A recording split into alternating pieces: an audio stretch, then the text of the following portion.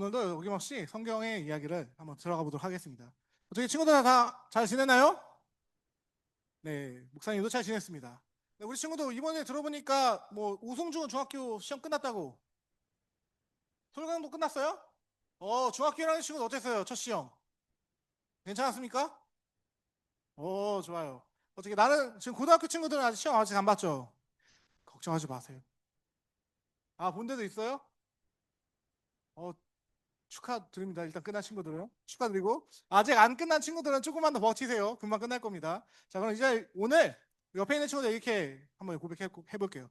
설령 이거는 인사 아니에요. 설령 우리가 시험에 졌더라 하더라도 설령 시험에 졌다 하더라도 옆에 이렇게 인사하는 거예요. 넌 이미 예수님 안에서 승리했어. 한번 고백해 볼게요.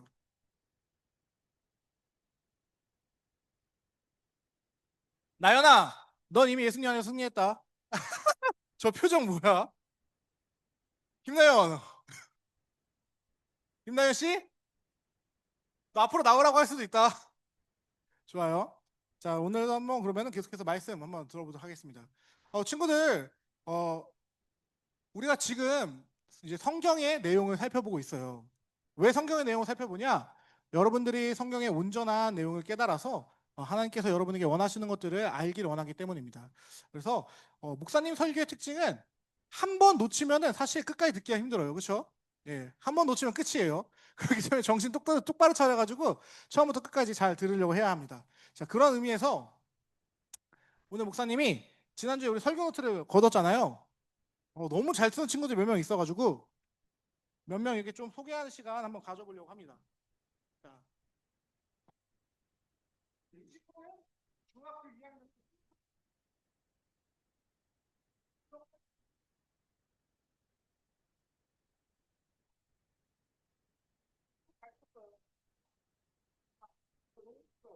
심지어 내일도 내용도 너무 깔끔하게 잘 썼고 그래서 목사님이 선생님한테는 좋은 선물을 주고 있다는 생각이 아주 많이 들었어요. 마음 같아서는 아이패드 하나 주고 싶은데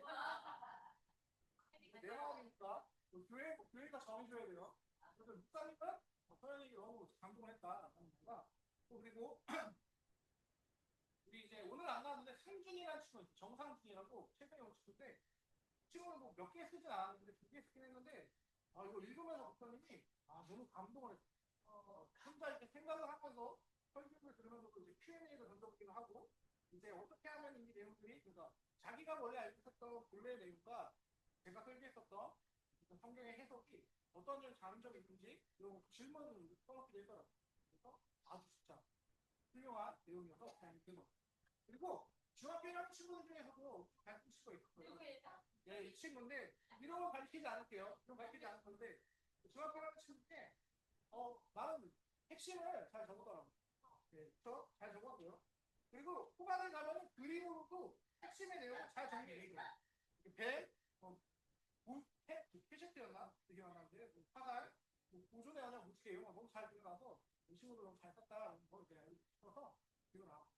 일단은 이거 안 주면 이 친구들이 설교를 다시 무지개 못 쓰기 때문에 이 친구 선생님들에게 드리고 선생님들이 잘 나눠줍니다.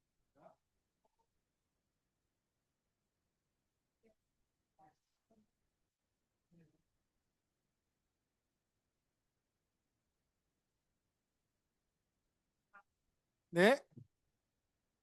자, 그러면 서론이 좀 길었지만 이제 본론으로 들어가 볼게요. 오늘도 설교 잘 써주면 감사하겠습니다. 자, 오늘은 드디어 우리가 창세기의 첫 번째 내용 중에 하나인 첫 번째 내용 중에 하나가 아니죠. 첫 번째 내용의 끝인 즉 하늘과 땅의 족보의 마지막을 살펴보려고 합니다.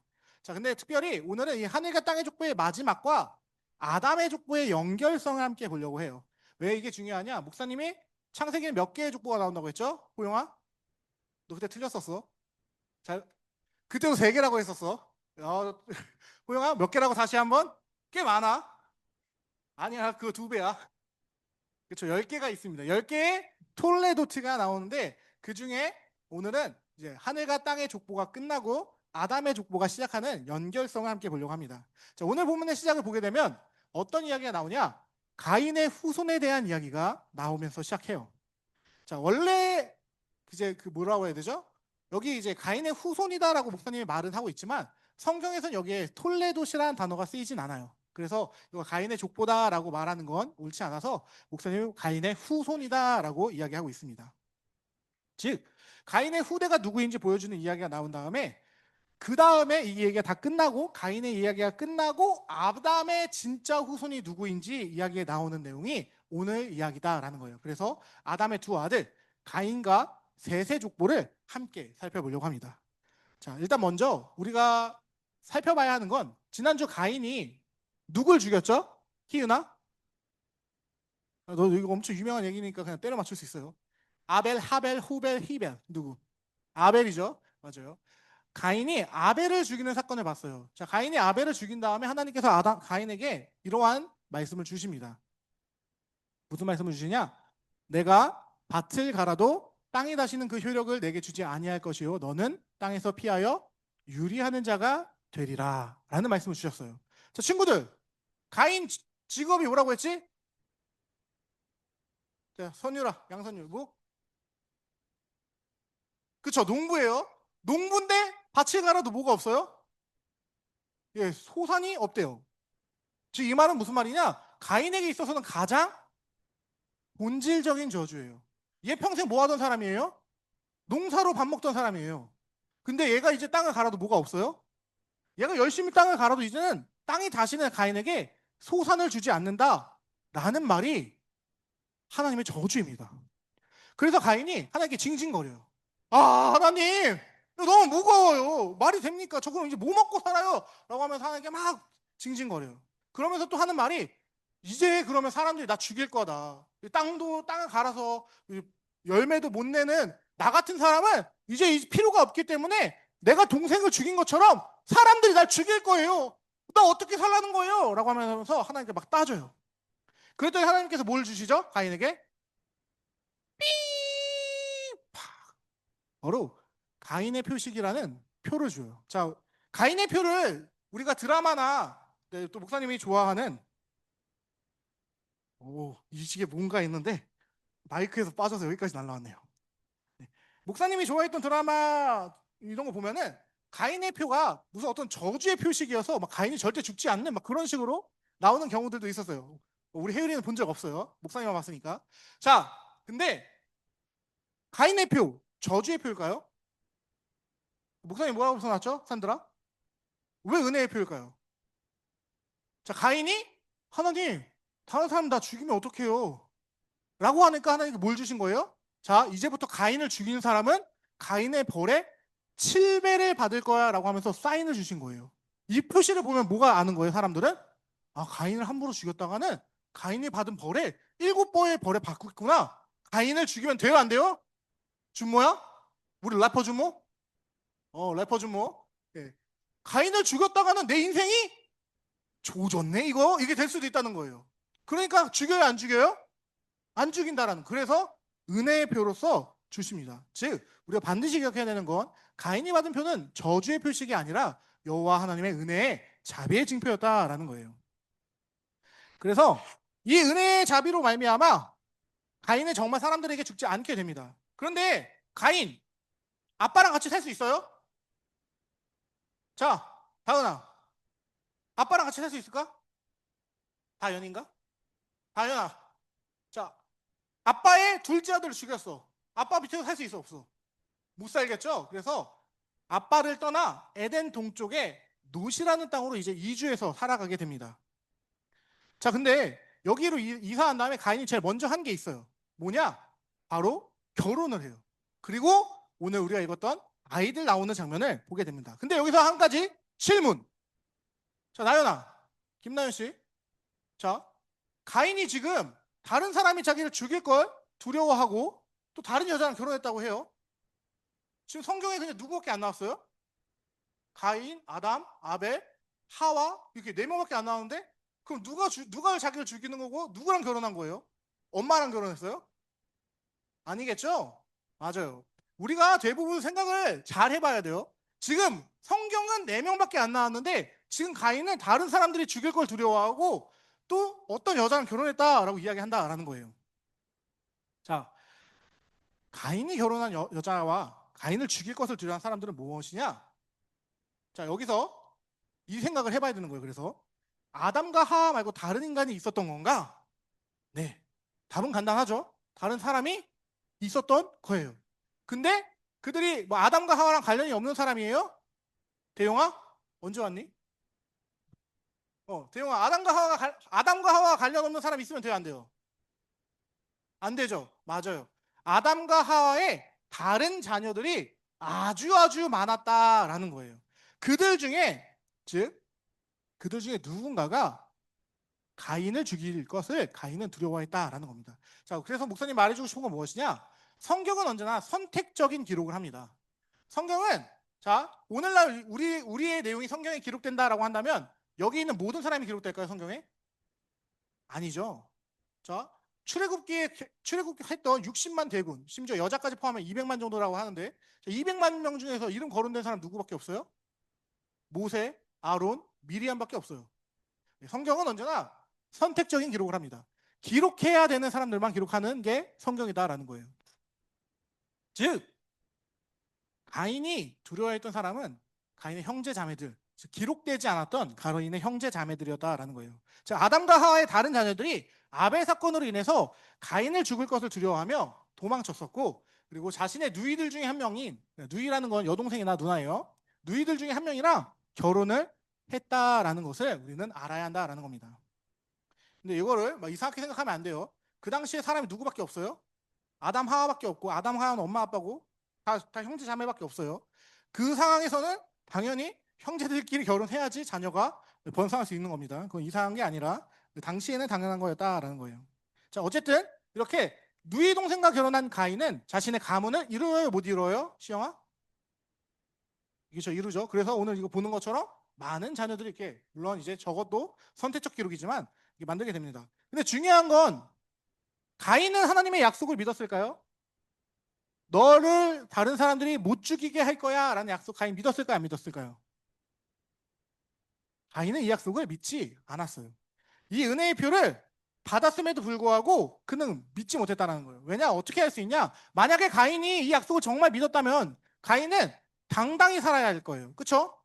이제 누구도 자기를 못 죽이는 걸 아니까 당당히 그냥 살면 돼요. 근데 가인이 아들을 낳자마자 먼저 하는 게 뭐예요?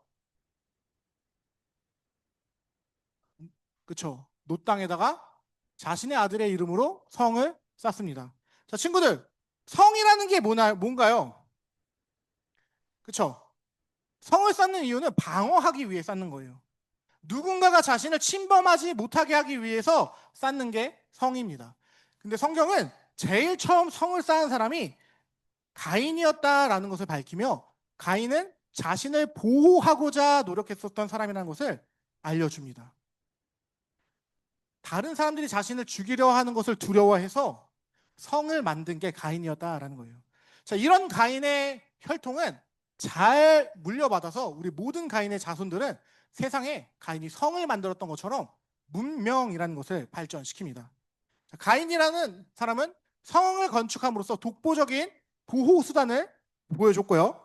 자, 그 다음에 가인의 8대 손인 사람인 야발이라는 사람은 가축을 치는 자의 조상이 됩니다. 자, 가축을 친다라는 말은 무슨 말이냐? 이게 뭐 고기를 얻기 위해서 가축을 치는 게 아니라 우유, 치즈, 버터 등 유제품을 얻고 또한 소를 통해서 밭을 개간하기 위해서 가축을 치기 시작했다라는 거예요. 그리고 여기서 끝나지 않고 더 나아가 유발이라는 사람은 수금과 퉁소로 음악이라는 것을 처음으로 발명한 사람이다라고 해서 음악을 하는 모든 자들의 조상이 됐다라고 성경은 가르칩니다.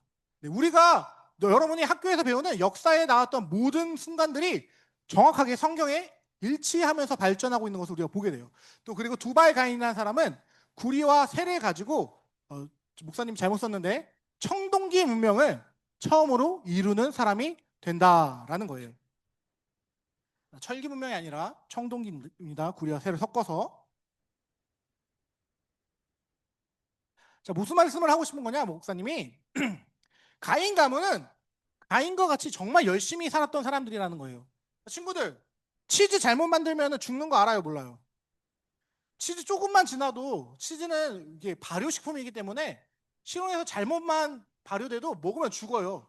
근데 그걸 제일 먼저 야발이 엄청난 연구 끝에 치즈를 발명하고 우유를 만들어내고 그 다음에 버터도 만들어내고, 심지어 다양한 동물들을 사용해서 밭을 개간하다가 소라는 동물로 하면 되겠구나라고 해서 이런 가축을 정립하는 사람의 조상이 된 게 야발이다라고 하는 거고, 심지어 그 전까지 아담 시대까지는 사람들이 뗀석기를 사용했어요. 구석기죠. 뭐 뗀석기나 뭐 간석기, 돌 갖다 막 우가우가 하면서 지냈는데, 드디어 우리 두발 가인이라는 사람은 뭐 하기 시작한 거예요? 철기 문명으로 넘어갈 수 있는 구리라는 것을. 왜 구리가 제일 먼저 등장했는 줄 알아요?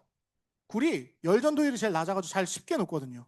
굴이라는 것을 녹여가지고 청동기를 발명해내는, 우리 역사책에 정확하게 일치하는 그러한 문명의 발전을 일으켜낸다라는 겁니다.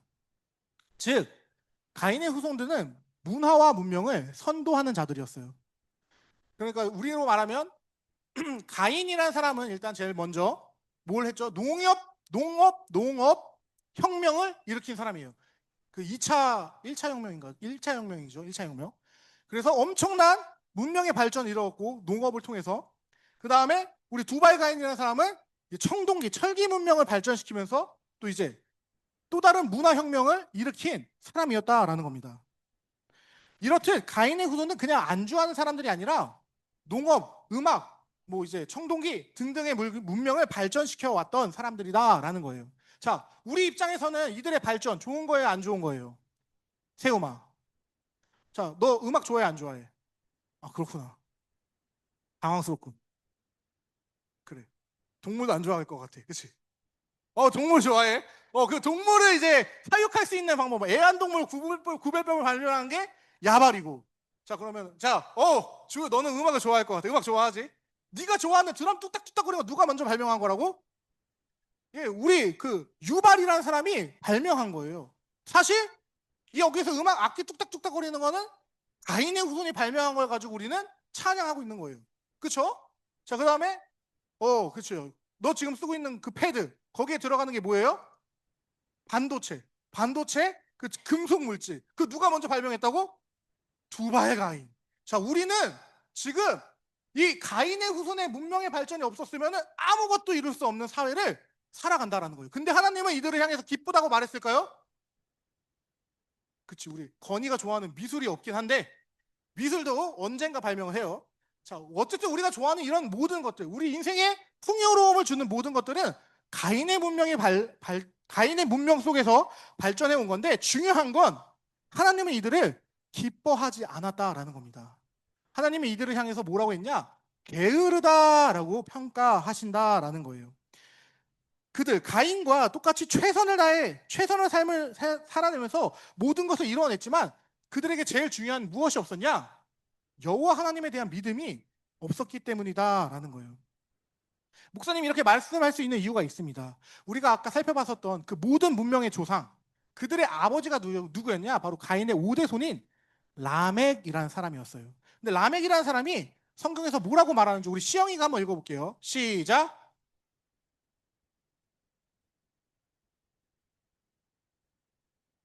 안 보인대요. 좀 치워주세요. 제 얼굴.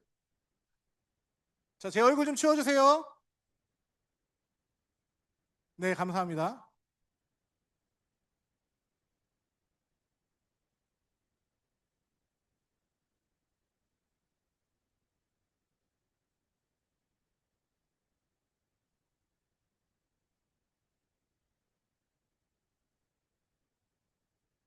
아멘.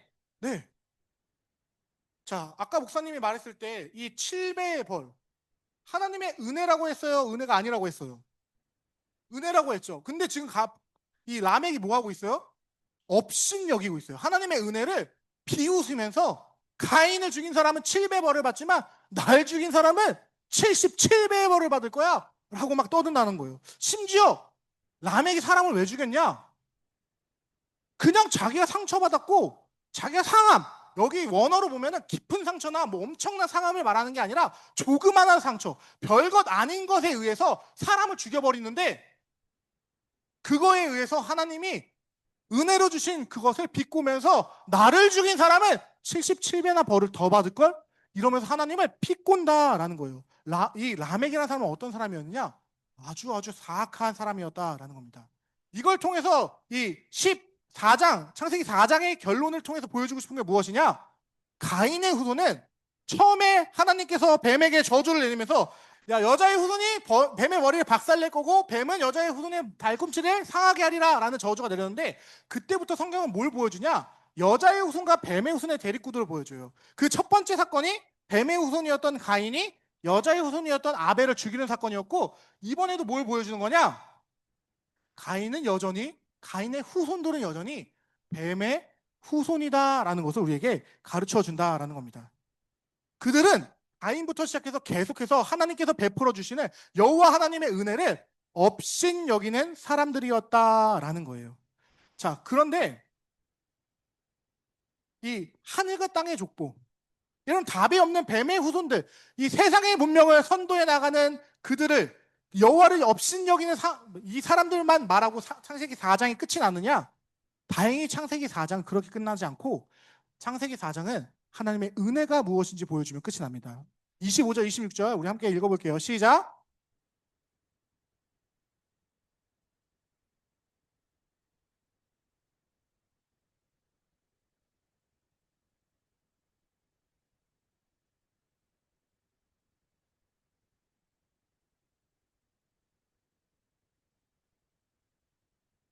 아멘. 자, 친구들, 목사님이 C가 나오면은 뭐로 봐야 된다고 했죠? 히브리어로? 퀴즈도 나왔던 건데. 역시 교회에서 교육은 반복입니다. 째라라는 단어로 이해해야 된다고 했어요. 근데 째라가 보통 우리가 해석될 때 C로 해석될 때도 있고 후손으로 해석될 때도 있다라고 했는데, 즉 여기서 뭐라고 말씀하신 거냐? 하나님은 죽은 아벨 대신 다른 후손을 주셨다라는 거예요. 즉 여자의 후손을 다시 주셨다라는 겁니다. 뱀의 후손의 가인의 가문이 하나님을 향해 악함을 계속 보일지라도 그들의 조상이었던 아담은 여전히 여자의 후손, 여인의 후손이 올 것을 믿으며 다시 아이를 가졌다라는 겁니다. 그리고 그 아이의 이름을 뭐라고 지었냐? 하나님께서 주신 다른 후손, 그 아벨 대신 믿음으로 제사를 드렸던 아벨 대신 주신 그 아이의 이름을 셋이라고 지었다라는 거예요. 이 셋의 이름의 뜻이 뭔가요? 바로 정해진 자라는 뜻입니다. 즉 처음부터 하나님께서는 그 여인의 후손을 향해 나아갈 정해진 자를 보내주셨다라는 게 아담의 믿음의 고백이었어요. 우리 눈에는 아벨이 죽으며 가인의 후손만 흥황하고, 가인의 후손은 막 드럼도 만들고 기타도 만들고 막 이렇게 막 청동기도 만들고 아이패드도 만들고 막 대통령도 나오고 막 이런 상황 가운데 뭐 가인의 후손이 잘 사는 거 아니야? 라고 생각하고 있을 때, 그 모든 것이 끝난 것 같은 그 순간에 하나님은 일하셨다라는 겁니다. 그때 누굴 보내주셨냐? 진정한 계보의 계승자이신 여인의 후손인 바로 셋을 보내주다라는 거예요. 그래서 이 셋을 통해서 여인의 후손의 계보가 어떻게 이어지는지 보여주게 됩니다. 자, 근데 우리가 그 전에 생각해 봐야 되는 게 있어요. 사단의 후손인 뱀의 계보는 엄청난 문명을 계속 이뤘다라고 말했습니다. 오늘날로 말하면 K-팝 선도하고 뭐 애플같이 막 기계도 만들고 뭐 대통령도 나오고 막 이런다는 거예요. 자, 시영아, 뱀의 후손 좋아 보여, 안 좋아 보여? 오, 좋아. 아주 좋은 눈이에요. 그렇죠. 보통은 자, 은혜쌤, 애플 CU 시켜준대요. 근데 뱀의 후손이 돼야 된대요. 하시겠어요, 안 하시겠어요? 아우, 다 믿음이 좋으시군요. 그렇습니다. 우리는 그런 선택을 하지만 보통 사람들은 어차피 이 세상이 끝이라고 생각하는 사람은 다 뭘 선택해요? 다 이런 데를 간다라는 거예요. 자, 친구들 한번 우리가 생각해 볼게요. 가인의 후손이 왜 이 땅 가운데서 그렇게 열심히 살았을까? 가인의 후손의 사람들은 이 땅이 전부라고 생각했을까요? 아니면 이 땅 이후에 뭐가 있다고 생각했을까요? 오늘날의 사람들과 똑같았던 거예요. 가인의 후손은 이 땅이 끝나면 끝이라고 생각했기 때문에 이 땅 가운데서 즐길 수 있는 것을 최대한 즐겨야 한다. 그러니 우리의 삶이 더 편하기 위해서, 우리의 문명을 더 편한 문명으로 만들기 위해서 노력해야 한다라고 생각했던 게 가인의 후손이었다라는 거예요. 그래서 그들이 원하는 삶, 나를 보호해줄 성을 쌓고 내가 즐길 수 있는 음악을 만들고 내가 편하게 쓸 수 있는 아이패드를 만들고 나를 지도해줄 대통령들을 선출하는 등 이런 일들을 해냈다라는 겁니다. 자, 그러면 여자의 후손은 어떻게 살았을까요? 아니, 뱀의 후손은 이렇게 세상을 선도하니까 하나님의 백성인 여자의 후손은 더 큰 일들을 해야 되지 않을까요? 우리는 그렇게 생각합니다. 아니, 세상에 유물론적인 사고관에 갇혀서 이 땅의 모든 것이라고 생각하는 그들은 어떻게든 이 세상을 더 좋은 세상으로 만들어 보기 위해서 뭐 총도 만들고 칼도 만들고 핵미사일도 만들고 이러는데, 이제 우리 하나님을 진짜 잘 믿는 사람들이 더 좋은 일들을 해야 되는 거 아니에요? 라고 생각합니다. 세상에 더 좋은 자리에 많이 서서 요셉처럼 다니엘처럼 막 총리가 돼야 되는 거 아니에요? 막 이렇게 얘기해요. 근데 창세기는 그런 얘기 하지 않습니다. 창세기 5장을 보면 아담의 족보에 아담의 후손들 뭘 만들었다라는 기록이 있나요? 그냥 창세기는 이것밖에 말 안 해요. 낳고 살고 죽었더라. 이게 창세기 5장 여인의 후손, 하나님이 보시기에 심히 좋았더라 라고 말하는 그리스도인들을 향한 하나님의 시선이다라는 겁니다. 자, 우리가 오늘 5장을 다 안 읽은 이유가 뭐냐면 5장은 계속 똑같은 내용이 나와요. 누가 누굴 낳고 얼마를 살다가 아이를 더 낳다가 죽었더라. 누가 누굴 낳고 얼마를 살다가 또 아이들을 많이 낳고 죽었더라. 이 내용만 20 몇 절까지 반복되는 게, 32절까지만 반복되는 게 5장의 내용이기 때문에 안 읽었는데, 중요한 건 무엇이냐? 아담이 셋을 낳은 후 더 많은 자를 낳고 93세를 살다 죽었다. 뭐 셋이 105세에 살다 에노스를 낳고 살다 죽었다. 뭐 게난도 마하렐렛도 야렛도 에녹도 무세랄도 라멕도 다 마찬가지였다라는 이 이야기를 다 안 읽은 이유는 무엇이냐? 족보는 사실 우리한테 읽으라고 준 책이 아니에요.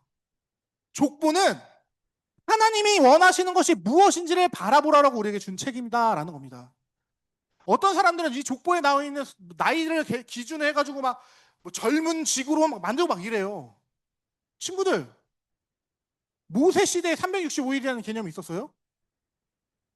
모세가 지금 이 시간은 봄이구만. 모세 시대에 막 이때쯤이면 이제 가을이 왔어. 이런 게 있어요? 모세 시대에 365일이라는 개념이 없어요. 무슨 말을 하고 싶은 거냐? 사실 이 930이라는 숫자도 실제로 우리가 생각하는 1년이 아닐 수 있다는 거예요. 심지어 여기에 기록되어 있는 사람들도 진짜 아빠가 아닐 수도 있어요. 아담과 셋이야 진짜 아빠겠지만 셋이 에노스를 낳았다는 것도 에노스와 셋 사이에 더 많은 사람들이 있을 수도 있다는 겁니다. 왜냐? 히브리 사람들의 족보는 직접적으로 연결하는 게 아니라 계보를 보여주는 게 중요하기 때문에 이들은 족보를 쓰는 이유가 내가 전달하고 싶은 목적을 알려주기 위해서 족보를 적는 거기 때문에 족보를 바로바로 아빠 이렇게 보면 안 된다라는 거예요. 하나님께서 이 족보를 통해서 우리에게 말씀해주고 싶은 내용은 뭐냐? 이들은 이 땅이 전부가 아니라는 걸 믿었기 때문에 자신의 자녀들에게 아담이 가르쳐준 그 여인의 후손이 오면 이 답이 없는 죄와 비참함과 죽음이 가득한 세상이 끝나고 다시금 낙원인 에덴으로 돌아갈 수 있을 거야를 소망했던 사람들이라는 겁니다. 그래서 이들은 이 믿음을 전달했던 신앙의 전달자들이라는 거예요. 그럼 목사님 어떻게 이렇게 말할 수 있냐?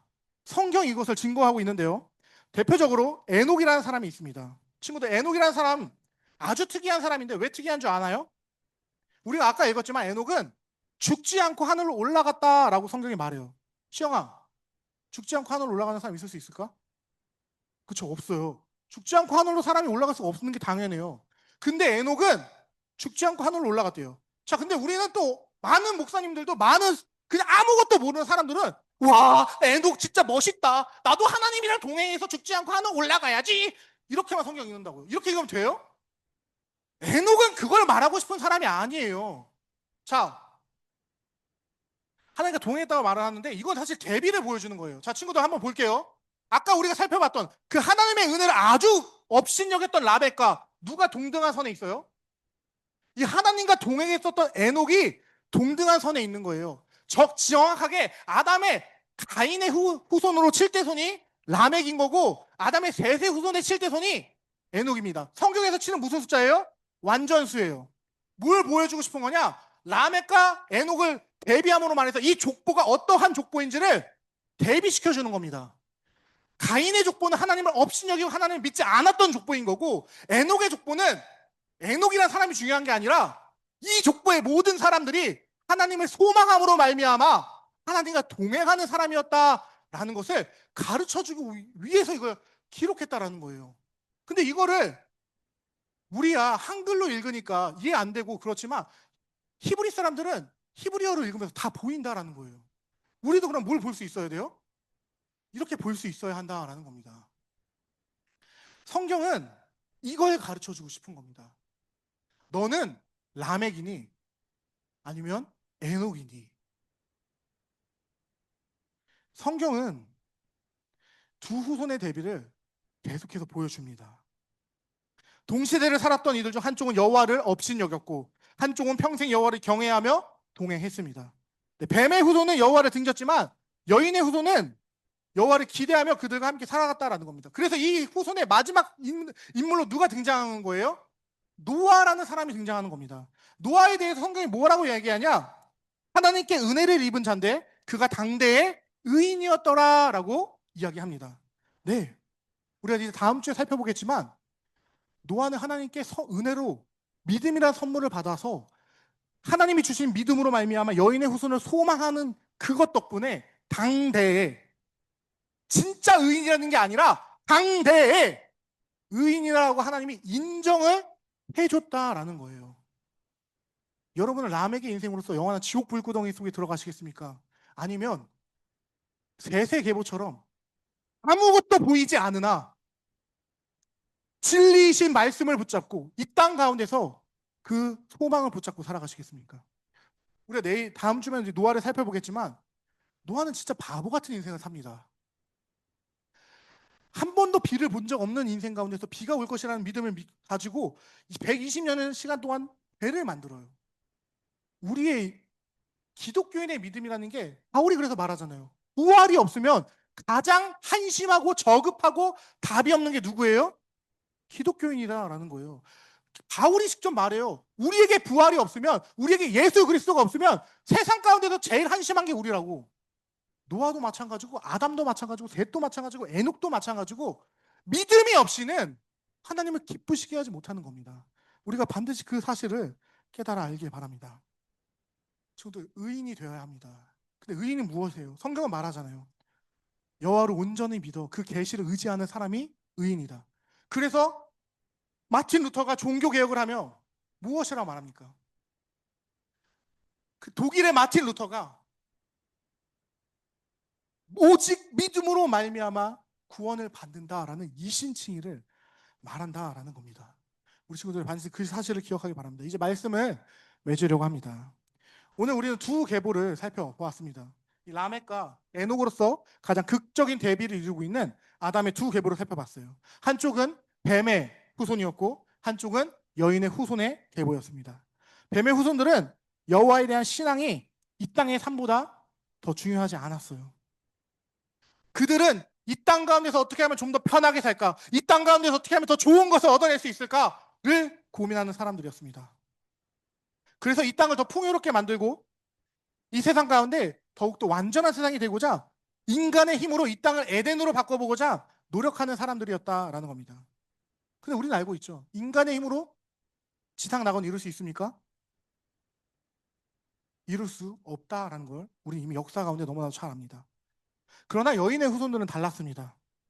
이 땅에 희망이 없다는 것을 알았기 때문에 그들이 힘쓴 건 이 땅을 바꾸고 이 땅 가운데서 무언가를 드러내고자 하는 것이 아니라 여호와를 신앙하는 방법을 자녀들에게 가르쳤다라는 겁니다. 그냥 낳고 살고 죽는 일 속에서 죄인이 소망해야 되는 것이 무엇인지를 가르쳤다라는 것이죠. 그리고 그 가르침이 오늘날까지 이어져 우리에게 진정한 여인의 후손이신 예수 그리스도의 복음이 전달된 것입니다. 저는 여러분이 이 복음에 서 있길 간절히 바랍니다. 세상의 성공보다 신앙의 성공을 붙잡는 여러분이 간절히 되길 소망합니다. 근데 목사님이 이렇게 말했다고 해서 그럼 그리스도인들은 세상에 신경 끄고 살아야 되는 건가요? 아니죠. 진짜 하나님 나라를 바라는 사람은 세상의 악함을 두고 보지 않는 겁니다. 여인의 후손은 사람들은 세상을 하나님 나라의 가치관으로 변화시켜가는 사람인 거고 뱀의 후손의 사람들은 약육강식과 적자생존의 원리로 힘이 없는 자들은 짓밟으며 자신의 것을 더 쟁취해 나간다라는 거예요. 그러나 우리 진짜 여인의 후손인 우리들은 무엇을 해야 되는 사람들이냐?